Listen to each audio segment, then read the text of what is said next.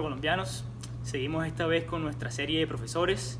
Hoy tenemos al doctor John Rupnow, quien fue el que nos invitó a Rafael y a mí a estudiar aquí a UNL y así a muchos otros estudiantes. Él es un profesor respetado en la Universidad de Nebraska, lleva mucho tiempo aquí y hoy lo tenemos aquí para entrevistarlo y hacerle algunas preguntas y conocer más de él. También ha querido aprender español, así que comencemos en español a ver cómo nos va. ¿Cómo te llamas? Sí, ¿cómo estás? Muy bien. Hola. ¿En qué trabajas? Let's do this in English. So, Okay. why don't you tell us a little bit about you?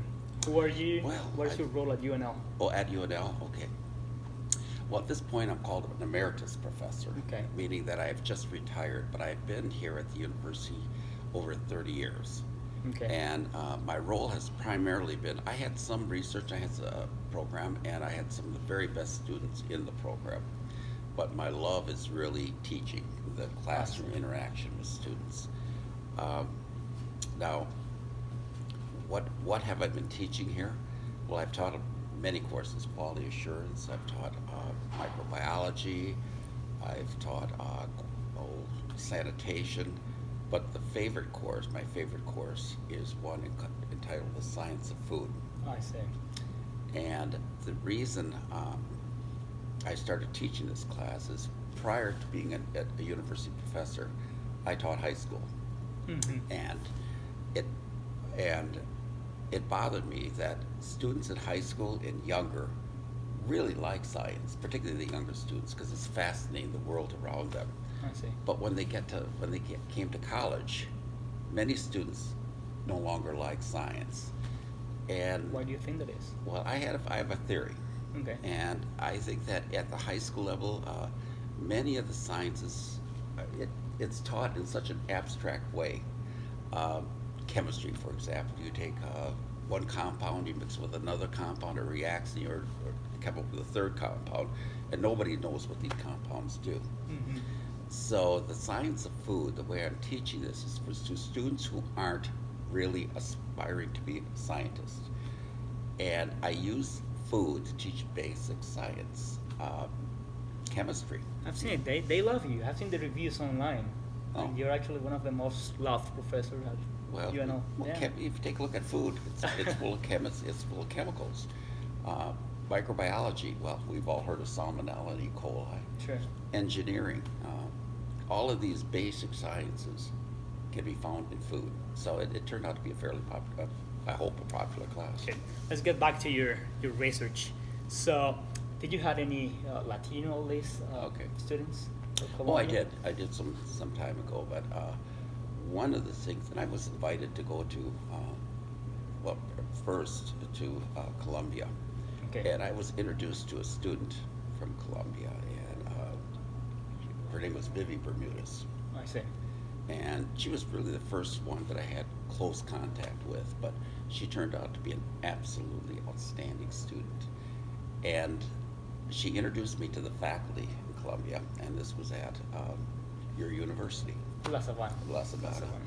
And the faculty, we formed a relationship, and they would refer good students, outstanding students to me. And not only were they outstanding in Colombia, they were also outstanding in our program here. And when I was able to identify some funding, I brought actually quite a few students in on an internship. And if they did well in that 5-6 month period, and they all did, they then were eventually invited to participate in our graduate program. So it's been quite successful. So why do you think, what do Colombians have that they are so successful when they come here?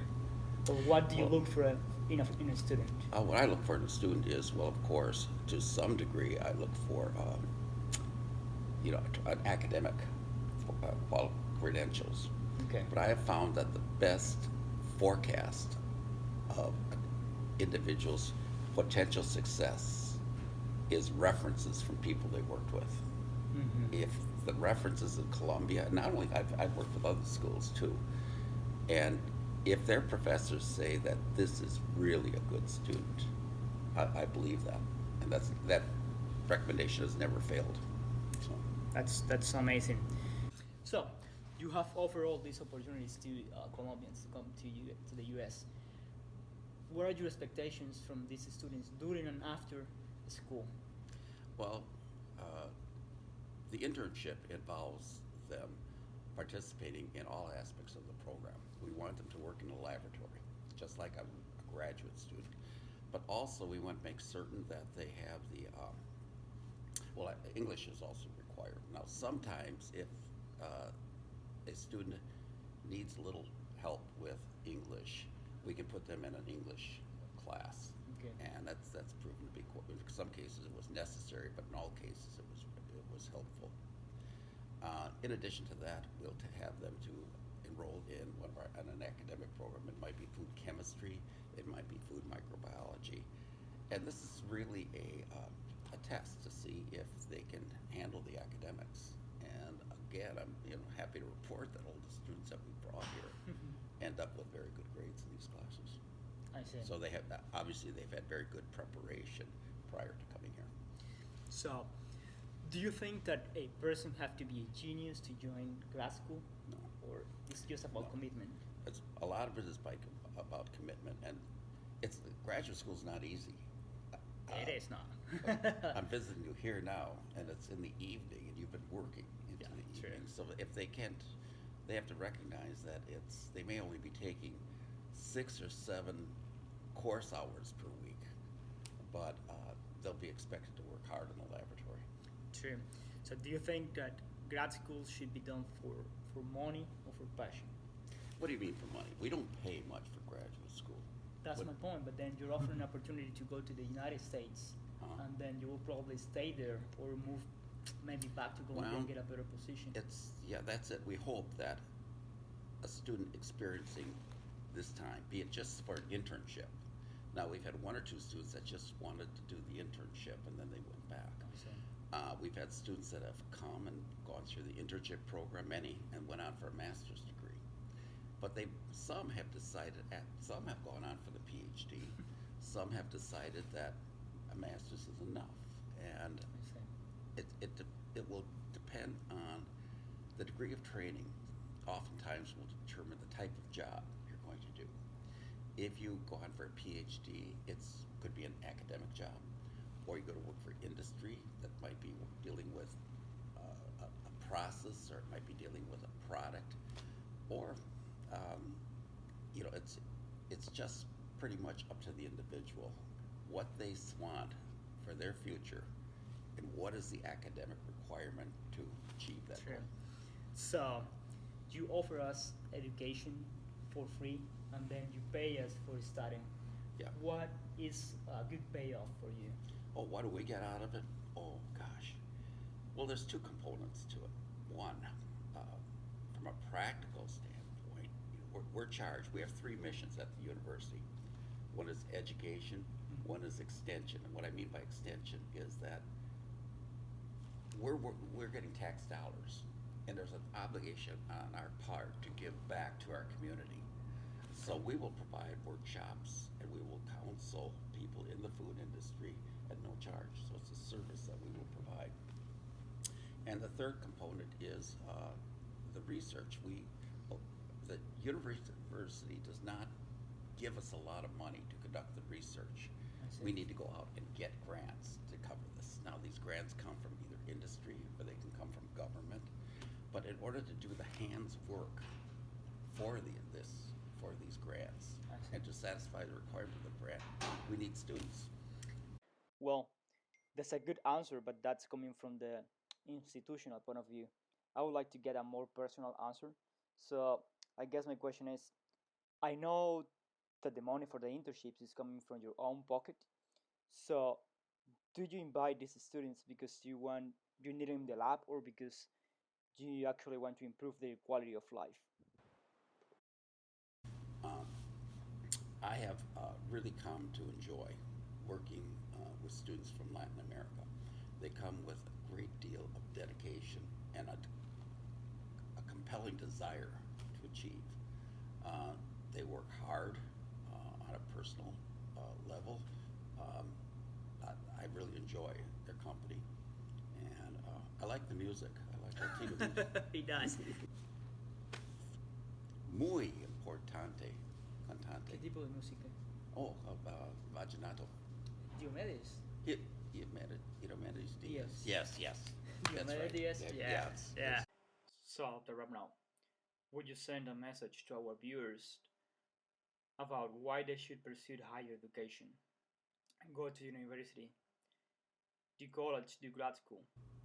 Well, I guess what I would say is that an education does not hurt anyone, and again, it would be important that they focus on what is the goal at the end.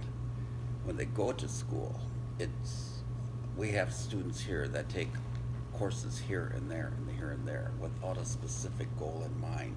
Typically, those students don't do particularly well. It's a student who knows where he is going, and he will identify courses and professors and people that will help him achieve that goal. And it's absolutely amazing the change that occurs in them. They come here with just really a wonder, and they leave here as very competent people that anyone would love to have in their organization. Good.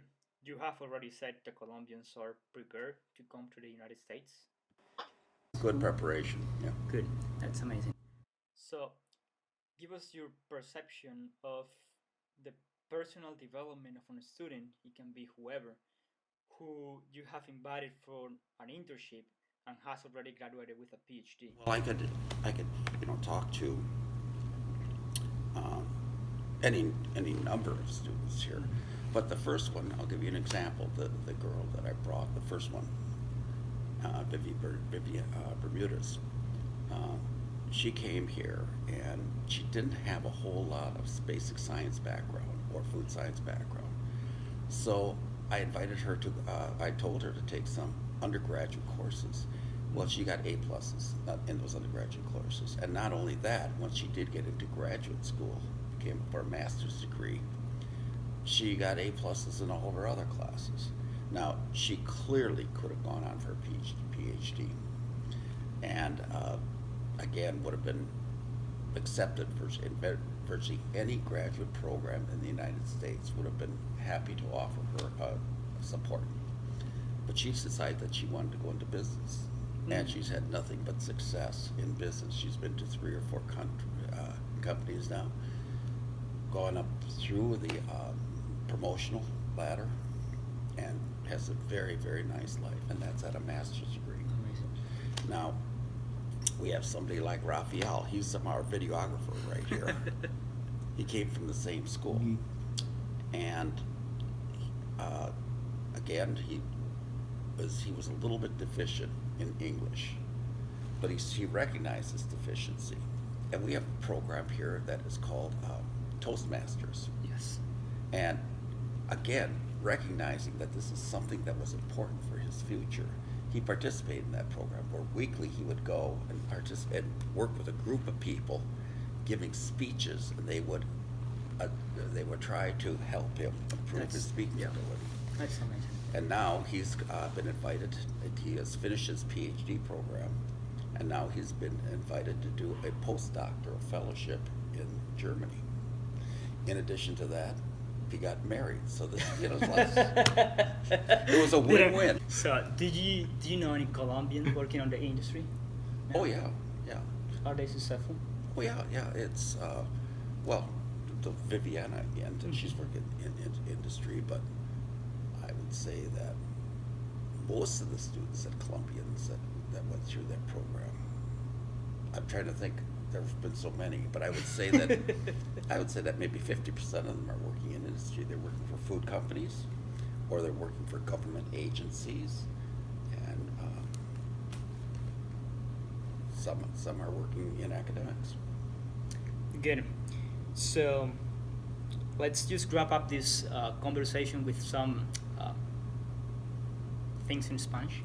So you want to play a game? Oh, you want me to play a game? Yeah. Well, I'll play a game. ¿Cómo dices esto en español? Huh? ¿Cómo dices esto en español? Oh, that's in cuaderno. Oh. Okay, es un contesto. Oh, okay. Yo voy a decir un animal in español. Okay. To turn is to tell me the name of the animal in English. Oh man. Oh boy. Let's see. Okay, all right. We'll start out easy. Okay. I think pato. Pato. Sí, sí, that's a dog. A pato is a dog? No. Pato is a duck. Duck. It's one for me. Okay, cool. You got it. Two turn. Now you have to give Okay. me one in English, and I'll tell you what it is in Spanish. Ooh. A sloth? A what? Sloth? A sloth. Wow, that's perezoso. Me turn. Ardilla. Ardilla. That's a squirrel? Squirrel. Yeah, Two turns. Squirrel. Moving along. Moving along. Alright, let's do a whale. A whale. Ballena. Okay. Zorillo. Ooh. No way. Dragonfly. Dragon. Okay. Come on. Mosca.